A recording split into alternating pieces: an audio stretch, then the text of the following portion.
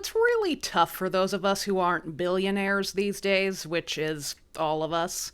Walmart is introducing digital price tags so it can drive up the price of water when there's a heat dome. AI is being forced down our throats, even though it's also using up all of our energy, and I can't wait till I have no air conditioning because the Snyderverse got rebooted starring AI Ben Affleck.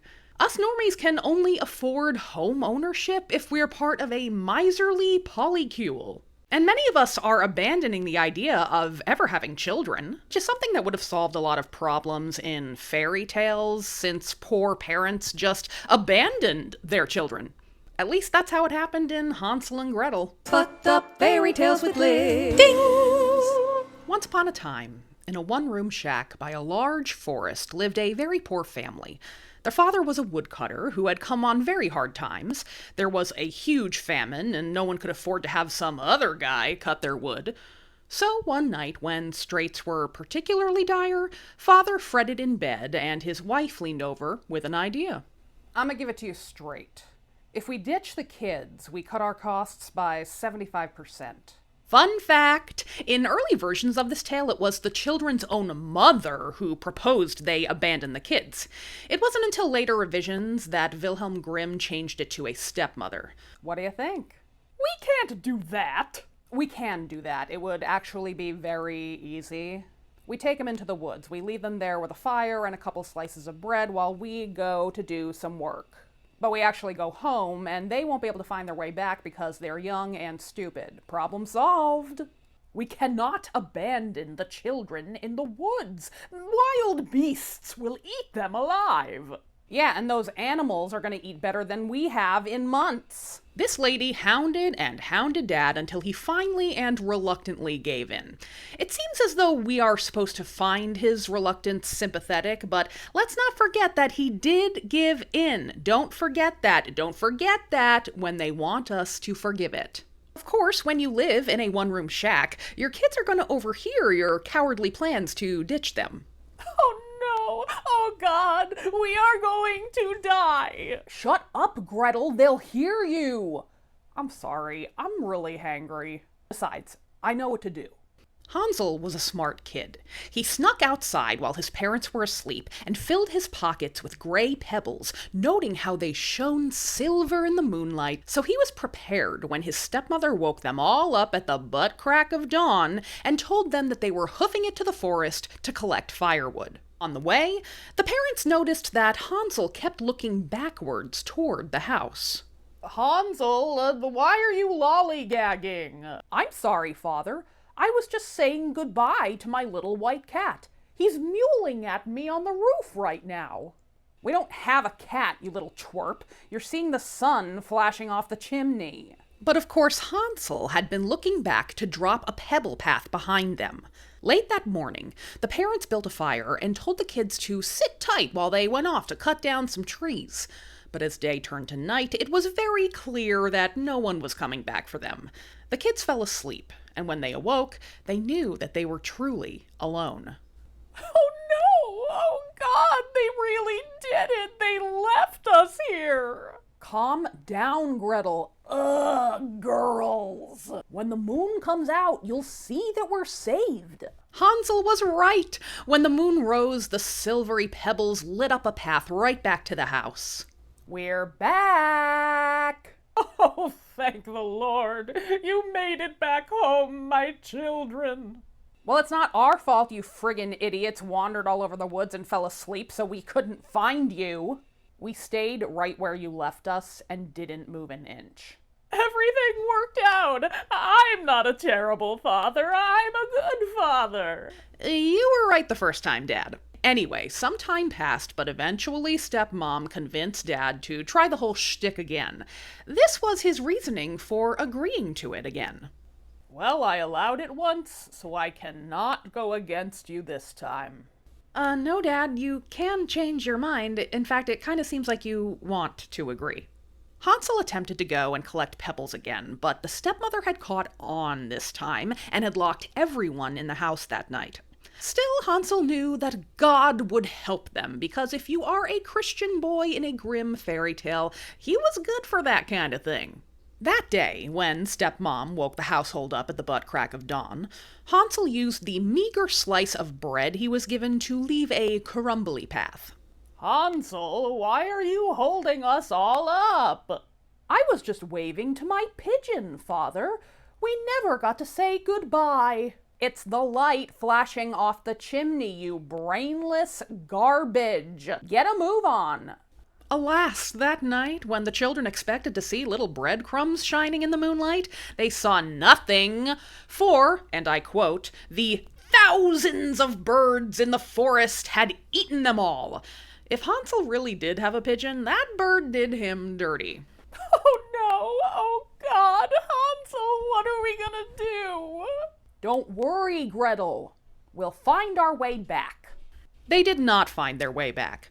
In fact, they wandered the woods, eating roughage and sleeping under trees for 3 days, before they saw a house made of cake with sugar-spun windows. Fun fact! In later versions, it was a little white bird that led them to the house. This is an interesting detail for Grimm to add. Is the bird the witch in disguise? Does the bird feel guilty about eating all those breadcrumbs? Come to think of it, if Hansel is so smart, why didn't the kids eat some of the thousands of birds in the forest? Forest chickens are free. Oh God, what are we gonna do now? Gretel, why are you still crying? We're standing outside a candy house and we're gonna eat the fuck out of it. I'll eat some sponge cake off the roof and you put your fist through that window made of sugar. The children munched away at the yummy house. As they ate, though, they heard a little old lady ask, "Nibble, nibble, little mouse, who is nibbling at my house?" It's just the wind. It's Jesus. Yup, just the wind and Jesus. Well, hello there, little children. I see it's you who's eating drafty holes into my house. Oh no, oh God, you are so old and ugly. Now, there's no need to be so rude. You know, your face'll sag too someday.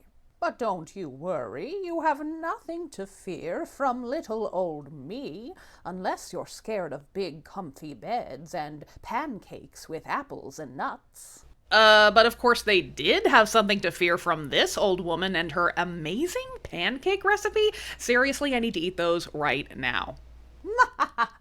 I am the wickedest witch of all. My cake and sugar house does it again. I have lured so many abandoned, starving children here with these chocolate walls that I eat like a king. A king who eats children, that is. Oh. Fun fact, in the later version of the story, Wilhelm gave the witch a curious line of dialogue. Now that I have these two, they will never get away from me again. What? When was the first time? The first time they got lost in the woods and Grimm forgot to mention it? Methinks Wilhelm had some great ideas for world building and exposition, but got a little lost in the woods himself. The next morning, the witch sniffed the peaceful, sleeping children, for she had terrible eyesight, and tired of putting on a charade, she played her whole fucking hand, dragging Hansel into a tiny cage and putting Gretel to work. Wake up, you lazy little C-word, and make breakfast for your brother.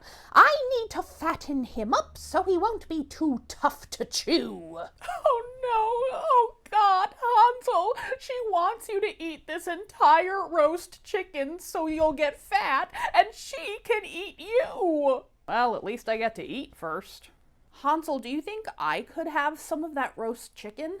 All the witch is giving me to eat are crawfish casings. You heard the witch, Gretel. I have to eat this whole chicken by myself. Now, Hansel had figured out that the witch was mostly blind, so when she would come to check his finger for fattening, he'd stick a chicken bone through the bars of the cage, and the witch, well, I guess her sense of touch wasn't making up for any of her other lost senses. God damn it, he is still so skinny. I'll have to make him eat an entire lasagna this time. Oh no, not delicious lasagna. A month passed before the witch decided that, skinny or not, it was time to eat up Hansel. Besides, she planned to make Gretel her side dish so she'd have a big serving of Sad Little Child to go along with her main course of Sad Little Child. You little ugly, constantly crying little girl. I need you to get my biggest pot boiling full of water and heat up that oven. I'll be dining on your brother for dinner tonight, and I need you to bake the bread I will spread him on. Oh no! Oh God! Why didn't you just let the wild beasts eat us? At least we would have died together! Fun fact, I hope this isn't getting annoying. In the early version of this tale, the Grimms specified that Gretel cried tears of blood. Is that just a metaphor? 'Cause I was too afraid to Google it. Shut the fuck up, Gretel. You are such a whiner. Now I need you to step inside of my oven and let me know if it's hot enough. Now, in the early version of this tale, it was God who told Gretel that the witch was planning to close the door of the oven on her to cook her alive. But later they revised it to say that Gretel was savvy enough to figure that out for herself. So I will give them some points for that change. Just a few points. Everyone in this story has been so fucking mean to me. I'm a 6-year-old girl. Of course I'm gonna freak out about, starving to death and being abandoned in the woods and being eaten alive by a witch. But I'm tired of this bullshit. That witch is gonna get a taste of her own oven. I'm sorry, ma'am, but I don't understand what you mean. I mean, I want you to walk into the oven and tell me if it's hot enough. I still don't get it. Do you see that oven? What? That oven right there. I want you to walk you in the oven. Me stupid. Ugh, fine. I'll show you myself. The witch had walked right into her own trap, and Gretel shoved the door closed, locking it tight with an iron bar. Gretel did her best to ignore the howling of the slowly dying witch and ran to free Hansel. The two children hugged and jumped up and down, and then they ransacked the witch's home like Thénardier digging out the gold teeth from the corpses of Paris.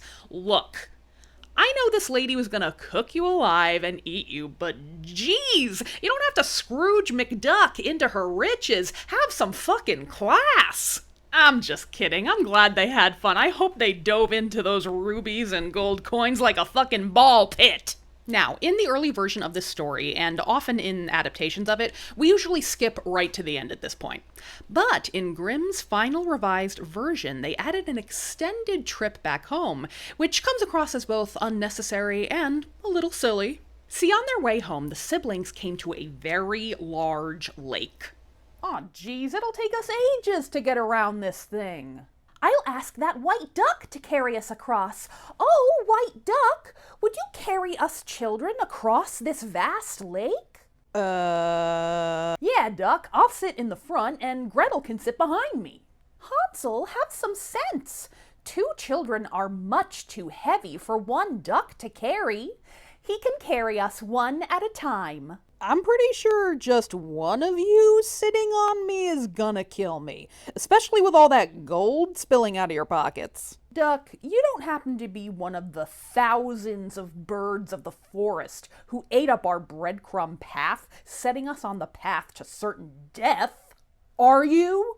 Oh man, you had to go there, didn't you? I'm a fucking bird. I eat bread. What do you want from me? Whatever, get on my bag, but you know what? Tell your negligent father to give you some swimming lessons, for fuck's sake. Hansel and Gretel made it back to their one-room shack where they threw their arms around their father's neck. Apparently, he hadn't had a happy day since he callously let his wife talk him into letting the children starve to death alone in the forest. And I'm glad. Oh, my children, I don't know how, but you're alive. Aw, Father, don't abandon us again, no matter what that mean old stepmother says. Now, don't you worry about her. She's dead. How did she die? Now, don't ask questions you're not prepared to know the answer to. That plot point being settled, the family lived happily off of the witch's riches for the rest of their days. The end. Friends, if you love my Fucked Up Fairy Tale series, please sign up for my email list so you can get all the exciting news I have to share, such as the fact that Fucked Up Fairy Tales will be a book published by W. W. Norton in 2025. Yes! Those of you who watch my videos as bedtime stories will have a way to do so that is much better for your eyes and brain before bedtime. You can put that phone down, you can pick my book up. Could there be a happier ending than that? Get all the news here, but also at my newsletter. I'll see you for the next Fucked Up Fairy Tale.